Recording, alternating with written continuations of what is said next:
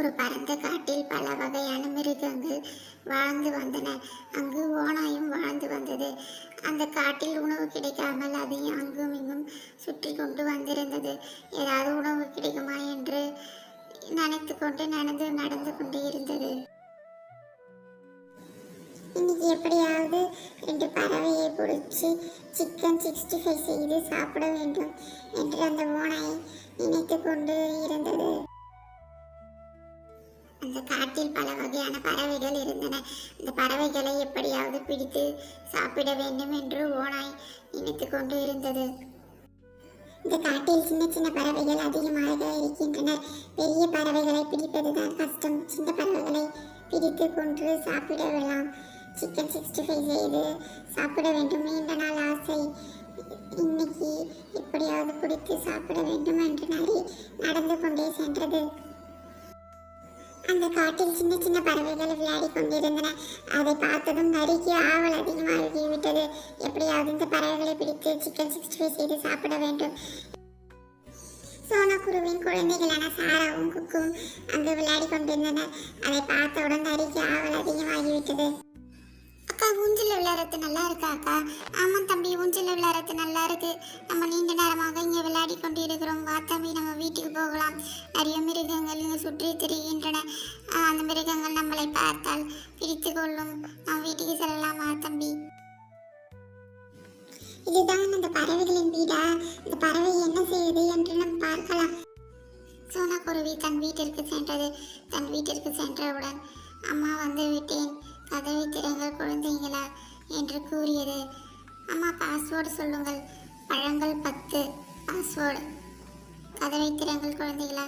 அம்மா, சரியான பாஸ்வேர்டு, நாங்கள் கதவை திறக்கிறோம் அம்மா. சோனாக்குருவி உடனே வீட்டுக்குள் சென்றது. அம்மா, சரியான பாஸ்வேர்டு சொன்னால் தான் நீங்கள் சரியாக கதவை திறக்கணும். பாஸ்வேர்டு என்னன்னு உங்களுக்கு தெரியும்ல? பழங்கள் 10. நான் சரியான பாஸ்வேர்ட் சொன்னால் தான் நீங்கள் கதவை திறக்கணும். சரியா சாரா, குக்கு? இங்கு நிறைய மிருகங்கள் சுற்றி திரிகின்றன. உங்களை மாதிரி சின்ன குழந்தைங்களை அடித்து சாப்பிட்டு விடுவார்கள். நான் பாஸ்வேர்டை சொன்னால் தான் நீங்கள் திறக்கணும். சரி அம்மா.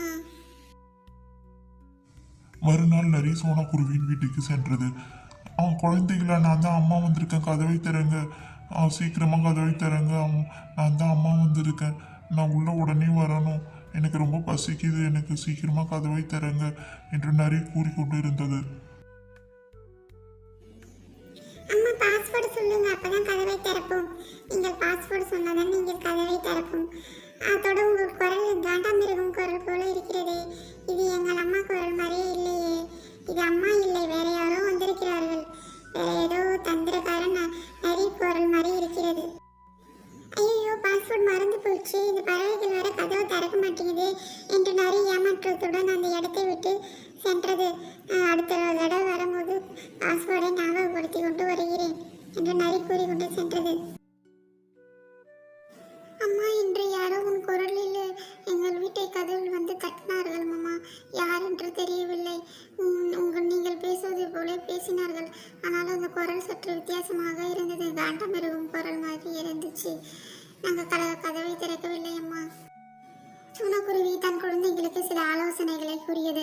நான் சொல்கிற மாதிரி சில பொருட்களை வீட்டில் முன்பு வாங்கி வைங்கள் குழந்தைகளை. எண்ணெய், கோழி, எல்லா பொருட்களையும் வாங்கி வைங்கள்.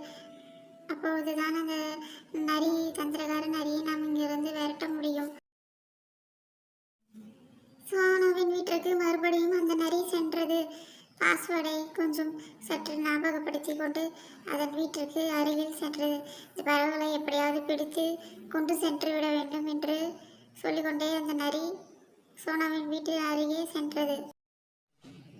குழந்தைங்கள, அம்மா வந்திருக்கேன், கதவை திறங்க. பாஸ்வேர்டு பழங்கள் முத்து. பாஸ்வேர்டு தப்பு, நாங்கள் கதவை திறக்க மாட்டோம்.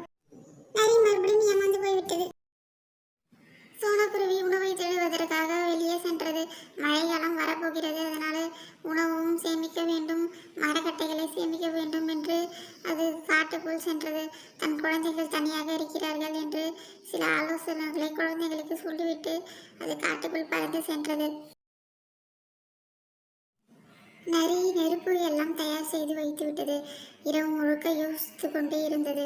எப்படியாவது அந்த பறவைகளை பிடித்து கொண்டு வந்து இந்த நெருப்பில் வாட்டி சாப்பிட வேண்டும்.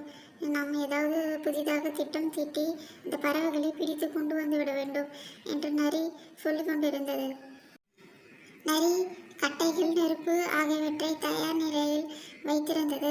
இந்த பறவைகளை நாளைக்கு நான் கண்டிப்பாக பிடித்து கொண்டு வந்து விடுவேன். நெருப்பில் வாட்டி 65 செய்து சாப்பிட வேண்டும். நரி மீண்டும் சோனாவின் வீட்டிற்கு சென்றது. குழந்தைகளே, நான் தான் அம்மா வந்திருக்கேன். பாஸ்வேர்ட் சொல்றேன், கதவை திறங்க. பழங்கள், முத்து. கதவை சீக்கிரமாக திறங்கள், எனக்கு ரொம்ப பசிக்கின்றது. சீக்கிரமாக கதவை திறங்கள் குழந்தைகளே, என்று எப்படியாவது என் பசியை தீர்த்து கொள்ள வேண்டும். கதவை திறங்கள். நாங்கள் கதவை திறக்க வேண்டும் என்றால் நாங்கள் சொல்ற மாதிரி நீங்க செய்யணும். அப்பதான் நாங்கள் கதவை திறப்போம். நாங்கள் வைத்திருக்கும் பாக்கெட்டில் ஃபர்ஸ்ட் காலை நனைக்க வேண்டும். பின்பு மேட்டில் காலை துடைக்க வேண்டும். அப்பொழுதுதான் நாங்கள் கதவை திறப்போம். பின்பு ஓங்கி கதவை நன்கு அடிக்க வேண்டும் என்று பறவைகள் கூறின.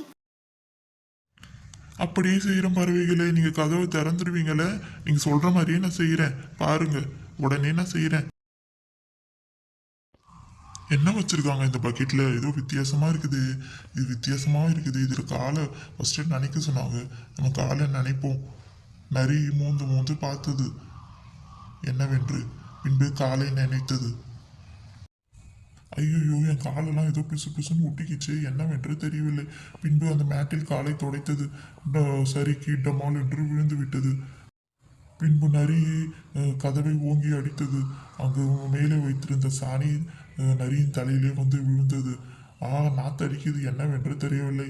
ஏதோ ஒரு சாணி மாதிரி இருக்குது, நாத்தம் தாங்க முடியவில்லை என்று நரி அந்த இடத்தை விட்டு ஓடிவிடலாம். இந்த சாணி வேற நாத்தடிக்குது, மேலே ஒட்டி நிற்கு பிசு பிசு. நரி பயந்து அந்த இடத்தை விட்டு ஓடிவிட்டது. இந்த பறவைகள் இருக்கும் இடத்திற்கு மீண்டும் நான் வரவே மாட்டேன் என்று நரி கூறிக்கொண்டு சென்றது.